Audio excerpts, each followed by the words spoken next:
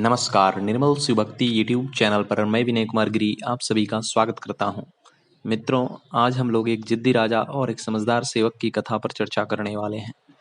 किस प्रकार सेवक की बातों ने राजा की आंखों पर पड़ी जिद और गुस्से की पट्टी उतार दी, यह जानने के लिए इस ज्ञानवर्धक कहानी को अंत तक देखें। इस कहानी से जीवन के दो अमूल्य सीख आप लोगों को मिलने वाली है।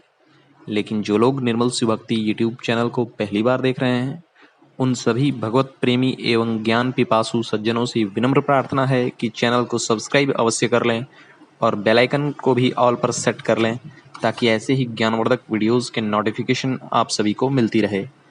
धन्यवाद। आइए वीडियो को शुरू करते हैं। एक राजा था, उसे शिल्प कला बहुत प्रिय थी, विशेषकर मिट्टी की मूर्तियां अथवा पत्थर की मूर्तियां। उसे जब भी जहां भी अच्छी मूर्ति मिल जाती, उसे तुरंत खरीद कर अपने महल में रखवा लेता। वह अपने कर्मचारियों से अपनी खरीदी मूर्तियों की साफ सफाई भी हमेशा करवाता रहता था। एक बार राजा को 3 सुंदर मिट्टी की मूर्तियां मिली। राजा को वे मूर्तियां इतनी पसंद आईं कि उसने उन्हें अपने विशेष कक्ष में रखवाया और उनकी सफाई के लिए एक सेवक नियुक्त कर दिया।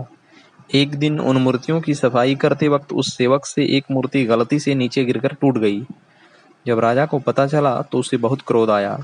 उसने तुरंत उस सेवक को मृत्युदंड दे दिया।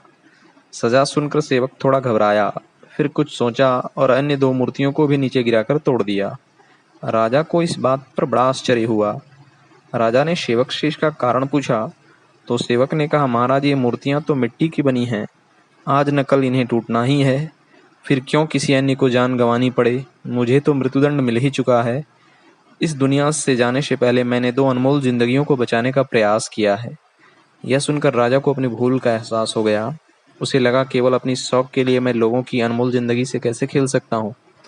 एक राजा का फर्ज होता है अपनी प्रजा को संतान की तरह पाले, और एक मैं हूँ जो बेजान मूर्तियों का ऐसा दीवाना हो गया कि अनमोल जीवन का महत्व ही भूल गया।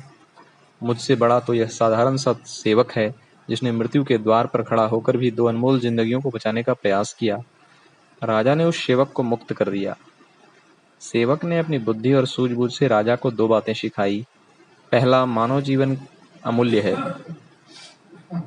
हर किसी को मानव जीवन के संरक्षण की दिशा में अपना योगदान देना चाहिए, न कि उसके नाश का कार्य करना चाहिए। दूसरी सीख यह थी कि न्याय के आसन पर बैठकर अपने निजी हित के चलते छोटे से अपराध के लिए मृत्युदंड देना उस आसन का अपमान है। राजा हो या कोई और, अगर उसे न्याय के लिए चुना गया है तो उसे न्याय के महत्व को समझना चाहिए। मूर्ति से राजा को प्रेम था, लेकिन उसके लिए सेवक को मृत्युदंड देना न्याय के विरुद्ध था।